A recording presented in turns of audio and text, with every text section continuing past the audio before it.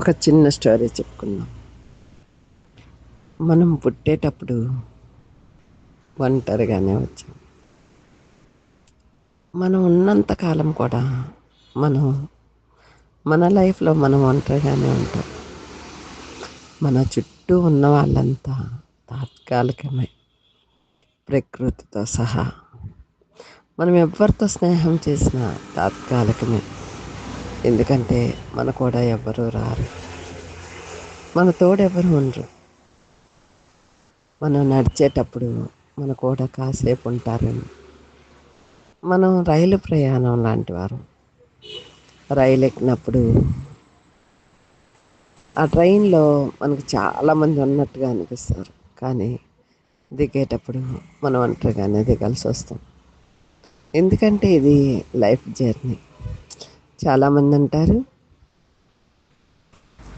ఉన్నంతకాలం తల్లిదండ్రులు తోడుగా ఉంటారు, తర్వాత భర్త తోడుగా ఉంటారు, తర్వాత పిల్లలు తోడుగా ఉంటారని. నిజమే, కొన్ని రోజులు తల్లిదండ్రులు కూడా ఉంటారు, తర్వాత కొన్ని రోజులు భర్తతో కూడా ఉంటారు, కానీ తర్వాత పిల్లలు తోడుగా ఉంటారు అనుకోవటం కూడా ఉంటుంది. మళ్ళీ ఒంటరి వాళ్ళమే. అప్పుడు మనం వెళ్ళేటప్పుడు కూడా ఒంటరిగానే వెళ్తాం కదా. మన కూడా ఎవరు రావాలని కోరుకోము. ఎందుకో తెలుసా, ఆ జర్నీ అటువంటిది. ఈ మధ్యలో ఉన్నవన్నీ తాత్కాలికం. అంటే సొలొమోన్ చెప్పినప్పుడు అన్నీ వ్యర్థమే అని చెప్పారు, కానీ ఆ వ్యర్థమే అని ఎందుకు చెప్పారంటే ఆయన అందులో మోసపోయారు కాబట్టి. ఎలా అంటే భార్యల వల్ల. నిజం చెప్పాలంటే దేవునితో ఉన్నంతకాలం సొలొమోన్కి చాలా ఘనత వచ్చింది కదా. మరి మనం కూడా ఈ ప్రయాణంలో మొదటి అడుగు వేసిన కాడి నుంచి దేవునితో ప్రయాణం చేస్తుంటే మనం కూడా ఎవరూ లేరని బాధపడం కదా. ఇప్పటికైనా తెలుసుకోవాల్సిన విషయం ఏంటంటే, ఎవరున్నా లేకపోయినా మనమైతే మనసులో ఒంటరిగా ఉన్నామేమో, నిజ జీవితంలో దేవుడు తోడుగా ఉన్నారు. ఎలాగో తెలుసా, ఆయన మన చేయి పట్టుకొని నడిపిస్తానంటున్నారు. ఆయన మనల్ని విశాలపరుస్తానంటున్నారు. ఆయన ఎన్నో వాగ్దానాల చేత మనల్ని బలపరుస్తున్నారు. ఇది మాత్రం ఎవ్వరూ కాదనలేనిది, ఎవరు తీయలేనిది. ఆనాడు చిన్నపిల్లవాడిగా ఉన్న దావీదుని రాజుగా చేశారంటే తనని హెచ్చించడం కోసం గొలియాతుని పుట్టించాడు దేవుడు. గొలియాతు ఎందుకంటే దావీదుని హెచ్చించడం కోసమే. అంటే మనం లైఫ్లో మనకి గొలియాతులు చాలామంది ఉంటారు. ఆ గొలియాతుల్ని ఓడించడానికి దేవుడు తోడు కావాలి. అలాగే మోషేకి అడ్డుపుల్ల వేయడానికి ఫరోలు చాలామంది ఉంటారు. అంటే మనకు కూడా మన చుట్టుపక్కల చాలామంది ఫరోలు కనబడుతూ ఉంటారు. వాళ్ళని ఎదిరించే శక్తి కావాలంటే దేవుడు కంపల్సరీ తోడు ఉండాలి. అలాగే యోసేపుకి తను చిన్నప్పటి నుంచే దేవుడి మీద ఆధారపడ్డాడు. అయితే వాళ్ళ అన్నదమ్ముల్ని దేవుడు విరోధులుగా చేశాడు. ఎందుకో తెలుసా, వాళ్ళు ఉండబట్టే తను వాళ్ళున్న ఊరి నుంచి ఒక గవర్నర్గా ఎదిగేదాకా వెళ్ళాడు. అలా వెళ్ళడానికి వాళ్ళ అన్నదమ్ములే కారణం. అంటే వలస వెళ్ళాడు. అది ఆ ప్రయాణం ఎంత కష్టమైందో మనకు తెలుసు. ఆ ప్రయాణంలో తను చాలా అవస్థలు పడ్డాడు, కానీ ఎక్కడా లొంగిపోలేదు. అంటే మనం కూడా యోసేపుని చూసి నేర్చుకోవాలి, లొంగిపోకూడదు అని. అలాగే యోబు గారిని చూడండి, ఆయన బూజు దేశానికే ఒక డబ్బున్నవాడు, అంటే ఆస్తిమంతుడు. అయినా సరే దేవుడు అతనికి విరోధిగా సాతాన్ని పంపించాడు. ఎందుకో తెలుసా, పరీక్షించడానికి, పరిశోధించడానికి, నీతిమంతుడని ఎంచబడడానికి. అంటే మనకు కూడా అలా శోధనలు వస్తూ ఉంటాయి. ఆ శోధనలు ఎదిరించాలి అంటే దేవుడు తోడుగా ఉండాలి. దేవుడు మనతో తోడుగా ఉండాలి అంటే వేకువనే లేచి ఉదయకాలంలో దేవుణ్ణి పలకరించాలి, దేవునితో మాట్లాడాలి. ఆయన చేయి పట్టుకొని నడుస్తున్నప్పుడు మనం చేయి జార్చుకోకూడదు. ఆయన వెంట నడిచేటప్పుడు ఆయన పాదాలతో పాటు మన పాదాలు బులిబులి అడుగులుగా పడుతూ ఉంటే అది మనం చూసి సంతోషపడాలి. అలా ఆలోచించాలి. అప్పుడు మనకెవ్వరూ లేరు అని లోపల లోపల కృంగిపోయే మనస్తత్వం రాదు. అలా రాకూడదు అంటే జీవితం అంతా మనం ప్రయాణం మొదలుపెట్టిన కాంచి మన ప్రయాణం ముగిసే వరకు ఎవ్వరి మీద ఆధారపడకండి, దేవుని మీద ఆధారపడటం నేర్చుకోవాలి. ఆనాడు రాణి అవడానికి ఎస్తేరుకి దేవుడు తోడుగా ఉన్నాడు. ఎస్తేరు రాణి అవడానికి ఉపవాసం అనే కంచి వేశాడు దేవుడు. ఉపవాసించి ప్రార్థన చేయబట్టే తను రాణి అయ్యగలిగింది. ఇప్పుడు ఎస్తేరుకి యూదులకు వ్యతిరేకంగా లేచిన తన ఉరికంబం పైకి ఎక్కిపోయాడు. ఎందుకో తెలుసు, ఒక్కొక్కరికి పైకి రావాలి అంటే ఒక్కొక్క అడ్డుబండ ఖచ్చితంగా ఉంటుంది. ఆ బండని ఎలా మనం దాటాలో దేవుడు నేర్పిస్తున్నాడు. నేర్చుకోవాలి. నాకే ఎందుకు వచ్చిందయ్యా అని ప్రశ్నించే హక్కు మనకు లేదు.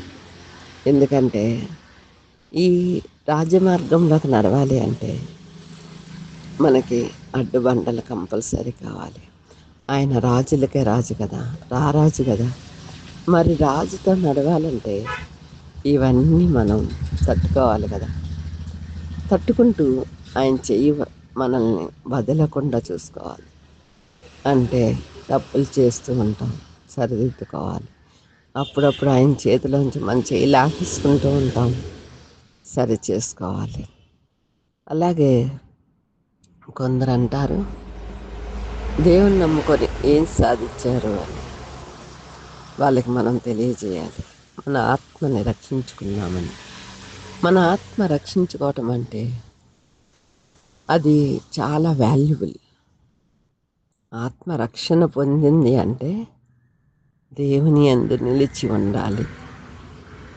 అలాగే పరలోకం కోసం ఎదురు చూడాలి, పరలోకాన్ని ఊహించుకోవాలి.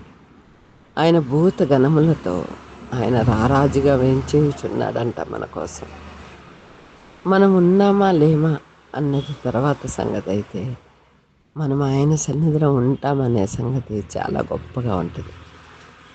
దేవుని నమ్ముకోవాలి అంటే అంత ఈజీ కాదు.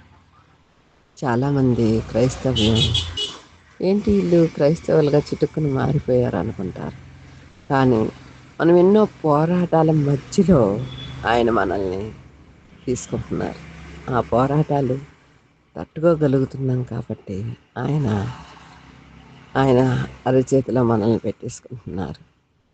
అరచేతిలో చిక్కుకొని ఆయన వెల ఇచ్చి క్రయధనముగా ఆయన ప్రాణాన్ని, ఆయన రక్తాన్ని, ఆయన సర్వస్వం దారపోసి మనల్ని తీసుకొని ఆయన సన్నిధిలో నిలబెడుతున్నారు. ఉల్లసించిన వారికి ఉల్లసించినంత, ధన్యత కలిగిన వారికి ధన్యత కలిగినంత, ఆనందించిన వారికి ఆనందించినంత. ఇది మన మనసులో ఉండాలి. ఎవరో చెబితే మనం చేసేది కాదు. ఎవరో ఆ అనుభవాన్ని పెంచుకునేది కాదు. మన ఆత్మ ఎప్పుడు దేవునితో నిలిచి ఉండాలి అంటే, మనం ఉల్లసించాలి అంటే మనతో ఎవరు ఉన్నారు అనేది చూసుకోవాలి. అలాగే మనం భ్రమపరిచే ఆత్మలు చాలా ఉంటాయి. మనం భ్రమపరచబడకూడదు. ఎందుకంటే చాలామంది అబద్ధాన్ని 10 సార్లు చెప్తే అది నిజమైపోతుందా? కానీ నిజమైనట్టుగా నటించేస్తారు. అప్పుడు మనం గుర్తుపట్టాలి. ఒక సైకాలజీ ప్రకారం అబద్ధం చెప్పేటప్పుడు కళ్ళుని చూస్తే సరిపోతుందంటారు. ఎందుకంటే వాళ్ళు నిజం చెప్తున్నారో అబద్ధం చెప్తున్నారో ఆ కళ్ళ సైకిల్లో తేడా ఉంటుందంట. కన్నులు మనకి దేవుడిచ్చిన వెలుగనమాట. ఎంత దూరాన్నైనా మనం స్పష్టంగా చూడగలుగుతున్నామంటే దేవుడు మనకి నేత్రాలని వెలుగుగా ఇచ్చారు. మనం వెలిగించిన దీపం వల్లే ఉండాలి అంటే మన కూడా ఎవరున్నారు అన్నది కాదు, దేవుడు ఉంటే చాలు. అమ్మా నాన్న కూడా చేయి విడి చేస్తూ ఉంటారు. వాళ్ళు వెళ్ళిపోవాల్సిన గమ్యస్థానానికి వాళ్ళు వెళ్ళిపోతూ ఉంటారు. భర్త కూడా మనతో జీవితం అంతా వస్తానని మాట ఇస్తారు, కానీ మధ్యలోనే తృణీకరించబడతారు. భార్య కూడా జీవితం అంతా తోడుగా వస్తానంటది, మధ్యలోనే తృణీకరించబడుద్ది. మరి పిల్లలు జీవితం అంతా మన తోడుగా ఉంటారా? వాళ్ళకో జీవితం ఉంది కదా, వాళ్ళకో గమ్యస్థానం ఉంది కదా, వాళ్ళు కూడా చేయి వదిలేస్తారు. కానీ మన చేయి పట్టుకున్న మన దేవుడు మాత్రం మనతో జీవితం అంతా నడుస్తూనే ఉంటారు. మనమే గుర్తించలేక ఆయన్ని, మనం ఎక్కడున్నామో తెలుసుకోలేక మనం ఆయన్ని అప్పుడప్పుడు మర్చిపోతూ ఉంటాం. ఆ మర్చిపోయినప్పుడు ఏమవుతుందంటే కష్టాల్లో పడిపోతాం. ఆ కష్టాల్లో పడిపోయినప్పుడు వెంటనే దేవుడు గుర్తొస్తాడు. దేవుడి సన్నిధికి వెళ్ళి, తండ్రి నేను చేసింది తప్పే అయ్యా, మన్నించయ్యా అంటే ఆయన వెంటనే క్షమించేస్తున్నారు. ఆయన కోపగించుకోవచ్చుగా, నువ్వు నన్ను మర్చిపోయావు కదా, నేను నీ జోలికి రాను అని. కానీ మనం కన్నీళ్ళు విడవంగానే మన కష్టం నుంచి బయటకు వచ్చేస్తున్నాం. ఎలా అంటే ఆయన వెంటనే ఆ కష్టాన్ని తీర్చేస్తున్నారు. మనం విడిచిపెడుతున్నామేమో కానీ ఆయన్ని, ఆయన మనల్ని విడిచిపెట్టట్లా. ఆయన ఎంతైనా మన కన్న తండ్రి కదా, మనల్ని ఇంత దూరం ప్రయాణం చేపించిన తండ్రి కదా. ఆయన వాత్సల్యాన్ని బహుగా చూపిస్తున్నారు. అప్పుడప్పుడు కోపగించుకుంటున్నారు, కానీ అది చాలా తాత్కాలికంగా ఉంటుంది. ఆ చిన్న కోపగింపే మనం భరించలేకపోతున్నాం. అంటే మన కష్టాలని మనం ఎదిరించలేకపోతున్నాం. అప్పుడు ఆయన మనతో చాలా స్పష్టంగా చెప్తున్నారు, నువ్వు నాకు కావాలని నేను నీ దగ్గరికి వచ్చాను కదా, నీ అంతటా నువ్వు నా దగ్గరికి రాలేదు కదా అని. నిజమే కదా, మనంతటా మనం ఆయన దగ్గరికి వెళ్ళట్లా, ఆయనే మన దగ్గరికి వస్తున్నారు. ఆయన తగ్గించుకొని, ఆయన అశ్రుత జన పాలకుడు, శశికిరణుడు ఆయన. ఆకాశం నుండి ఆయన మన కోసం భూమిపైకి దిగి వస్తున్నారు. ఆయన పరలోక రాజ్యం ఆయనదే అయినప్పుడు, సింహాసనం ఆయనదే అయినప్పుడు ఆయన అక్కడే ఉండి వెళ్ళొచ్చు కదా. కానీ మనకొక్కరి కోసం మనం ఎన్నిసార్లు పిలిస్తే అన్నిసార్లు ఆయన దిగి వస్తూనే ఉన్నారు. ఆయనకి అసాధ్యమైంది ఏదీ లేదు, సమస్తం సాధ్యమే కదా. ఇప్పుడు గొలియాతును చంపడానికి దావీదుని ఎందుకు ఎంచుకున్నాడు దేవుడు? ఏ ఆయన పైనుంచి ఉప్పని ఉత్తే గొలియాతు పడిపోడా? కాదు.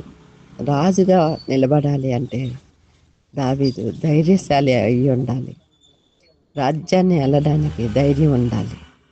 కాబట్టి గొలియాతుని చిన్నవాడైన దావీదుతో చంపించాడు. అప్పుడు కదా దావీదుకి నాలో దేవుడుండి బలపరుస్తున్నాడని ఒక ధైర్యం వస్తుంది. యోసేపుకు కూడా అంతే, ఆయన ధైర్యాన్ని ఇచ్చాడు. లేకపోతే రాని మాట కాదని తను జైలుకి వెళ్తాకి ఇష్టపడతాడా? అంటే దేవుడు ధైర్యాన్ని ఇచ్చేస్తున్నాడు. సొలొమోనుకు కూడా చాలా ధైర్యాన్ని ఇచ్చాడు దేవుడు. చిన్నప్పటి నుంచి తనే నిలబెట్టుకోలేకపోయాడు. ఎన్నిసార్లు ధైర్యం ఇచ్చినా సరే సొలొమోను ఇప్పుడు వ్యర్థం వ్యర్థం వ్యర్థం అని ఎందుకు అంటున్నాడంటే తను చేసుకున్న వ్యర్థమే అది. అంటే మనం చేసుకున్నదే వ్యర్థమైన, ధైర్యమైన, చీకటైన, వెలుగైన. మనం చీకటిలోకి వెళ్తున్నామని మనకు తెలియకుండా వెళ్ళిపోతూ ఉంటాం.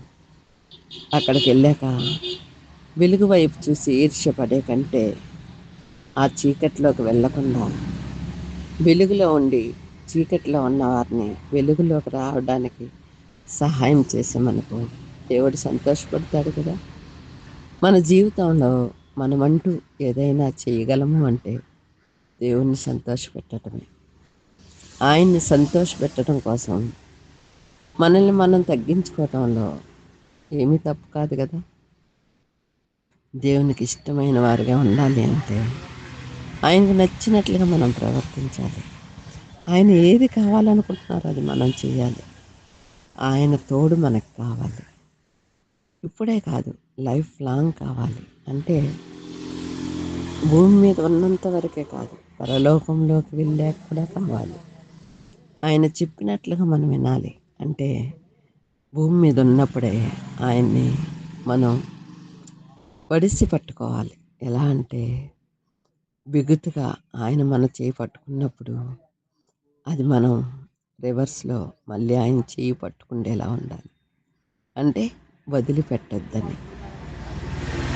అలా ఉంటే మనం దేవుడు కూడా చాలా సంతోషపడతారు. ఫ్రెండ్స్, మనల్ని మనం ఒంటరి వాళ్ళం అనుకోకుండా ఉండటం కోసం ఈ మాట చెప్పాను. నిజమే, లైఫ్ అంతా మనకి ఒంటరితనం కనబడుతూనే ఉంటుంది. మరి ముఖ్యంగా మగవాళ్ళకి చాలా ఒంటరితనం కనబడుతుంది. ఎందుకంటే ఇంటిలో గడిపే సమయం కంటే ఆఫీస్లోని, ఉద్యోగాల్లోని, వ్యాపారాల్లో గడిపే సమయం ఎక్కువ ఉంటుంది. అక్కడ ఎందరో ఉన్నా తనకంటూ ఒంటరితనమే కనబడుతుంది. ఇలా చాలామంది బాధపడే వాళ్ళు ఉంటారు. కానీ మీకు ఎల్లప్పుడూ దేవుడు తోడుగా ఉంటాడని ఒక చిన్న ఇంతిస్తున్నాను అంతే. ఎందుకంటే అది అనుభవించిన వారు మాత్రమే చెప్పగలరు ఆయన నాకు తోడుగా ఉన్నాడని. Thank you friends.